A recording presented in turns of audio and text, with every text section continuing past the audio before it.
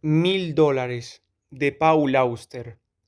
Vine a Los Ángeles con la idea de trabajar en el mundo del espectáculo. Empecé como actriz y, a partir de ahí, emprendí mi carrera descendente. Estaba convencida de que la fortuna me sonreiría y de que regresaría a casa rica y famosa para, por fin, ser la niña de los ojos de mi padre. Fracasé estrepitosamente. Uno de mis proyectos me llevó a trabajar como recepcionista en una agencia artística y literaria. Mi intención era llegar a ser agente artística y conseguir que el agente literario para el que trabajaba lograra vender mi guión. Aquel trabajo apenas cubrió mis gastos. Durante mi primer año entre la farándula viví a costa de mis tarjetas de crédito. Confiaba en que tan pronto vendiera mi guión, no tendría que preocuparme más por el dinero. El segundo año de la agencia fue aún peor. Había fundido mis tarjetas de crédito. Cada mes sufría para pagar el alquiler, los recibos y el carísimo seguro del coche. Cada vez me retrasaba más y más en los pagos. La táctica de pagar un mes y saltarme el siguiente no estaba dando los frutos apetecidos. Para empeorar las cosas, me dieron un mes de plazo para dejar la casa. El sencillo trabajo de recepcionista acabó siendo más exigente de lo que me habían dicho. Tuve que quedarme muchas noches para poner al día la enorme cantidad de trabajo que se me acumulaba. Clasificar fotografías e historiales, ordenar los archivos, escribir cartas, sin llegar a aprender nada sobre el oficio de agente artístico. Los fines de semana los pasaba trabajando con otros compañeros de fatigas, pero, a pesar de todo, tenía mi guión para depositar en él toda mi confianza.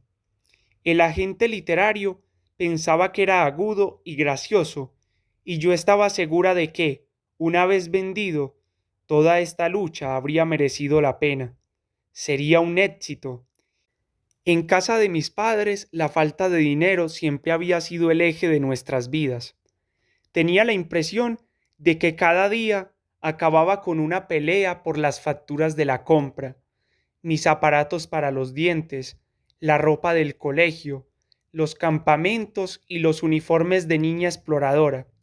Cuando dejé de ser un adolescente, las discusiones se desplazaron hacia el tema de las averías del coche viejo, los gastos de mi universidad, los viajes que hacía a Los Ángeles y mis llamadas de teléfono.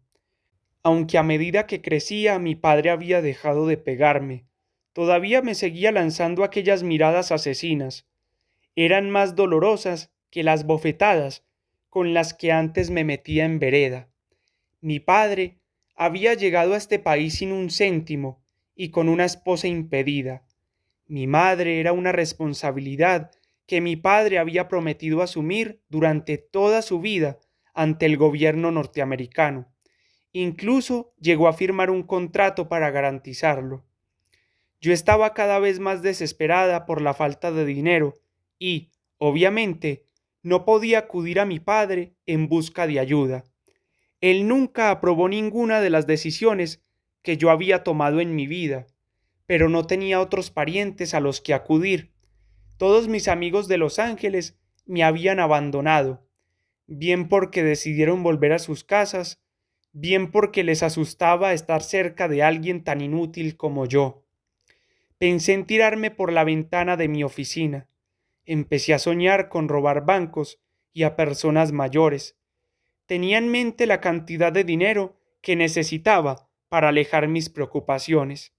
Con $10,000 sería perfecto. Con 1000 podría empezar a levantar cabeza. En muchas ciudades existe una prensa gratuita que vive de explotar el lado oscuro de la gente. Se anuncian prostitutas y se publican ofertas de empleo para actrices porno. Había un anuncio que ofrecía unos suculentos $1000 y llamé por teléfono. Me contestó un hombre. Hablaba despreocupadamente, pero enseguida fue al grano. Empezó haciéndome las típicas preguntas sobre mi estatura y peso. Para pasar a otras más directas, y personales sobre qué actos sexuales me gustaba realizar y cuáles no. Todo aquello me resultaba tan extraño. Yo tenía entonces 26 años. Me había tenido el pelo de castaño a rubio y me mantenía delgada y con buena planta a base de fumar cigarrillos constantemente. En aquella época creía en Dios, pero no en el mal. Me puse nerviosa al teléfono, precisamente lo que pretendía evitar. El hombre debió de notar el nerviosismo en mi voz. Inmediatamente me empezó a hablar de cómo podría ganar hasta $10,000 a la semana. Con $10,000 podría pagar todas mis deudas, el coche y volver a respirar. Esa tarde debía acudir a un motel cercano para una prueba como actriz principal en una película porno. El hombre me dijo que el protagonista era muy atractivo. La estrella, lejos de ser un hombre atractivo, resultó ser un tipo bajo, de piel oscura y pelo largo y rizado, con un rostro vulgar. Le saludé estrechándole la mano antes de entrar en la habitación del motel. Me dijo que me desnudase y obedecí. Me dio instrucciones de cómo quería que actuase y de cómo debía dar gritos de placer y seguí sus indicaciones. Recuerdo haber mirado al techo y haber visto un gran espejo. Estaba realmente guapa. Nunca me había visto así, desnuda. En algún momento, entre lo del espejo y otro acto sexual, tuve que salir a vomitar. Me excusé para ir al baño. Cuando volví, terminamos la escena. El tipo golpeó la pared con el puño y dijo: «Ya hemos terminado aquí». Una vez fuera, me dijo que ya me avisaría. Cuando volví a casa, me di un baño caliente y me restregué hasta quitarme aquel hombre de mi cuerpo. Me puse a llorar, pero debía recuperarme deprisa para llegar a otra entrevista. En esa ocasión no pasé de hablar del asunto. No podía hacer una película porno. No podía soportar lo que acababa de hacer. Fui a cenar con mi segundo entrevistador, que resultó ser un hombre muy agradable, a pesar de ser director de películas porno. Me dijo que me habían engañado. Más tarde, acabé en la cama con él. Después de todo, ¿quién era yo para negarme? De alguna manera logré llegar a fin de mes sin los $1,000. Me fui a vivir con una compañera. Dejé de salir con hombres. Cada noche comía y vomitaba las chocolatinas que mi nueva compañera dejaba sobre la mesa. Me corté bastante el pelo y me lo teñí de castaño oscuro. A pesar de todo, seguí con mi vida normal. Nunca volví a pensar en aquello. Ocurrió y ya era cosa del pasado. Podía haber sido peor. El mes siguiente fui a casa de mis padres para celebrar un cumpleaños. Mi madre había perdido el amor de su marido y siempre le había gustado enfrentarnos a mi padre y a mí. Me dijo que hacía cosa de un mes habían recibido inesperadamente una cantidad de dinero, $1,000. Mi madre le había dicho a mi padre que me los diera, pero él se había negado. Me dio un ataque. Salí corriendo al patio trasero, me senté en la hierba y lloré.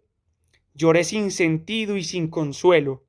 Mis padres me observaban detrás de la tela metálica de la puerta de la cocina. Me llamaban y me pedían que entrase, pero yo no podía moverme, ni ellos hicieron ademán de acercarse. Al cabo de un rato me levanté y sin despedirme conduje hasta acá. IZ, Los Ángeles, California.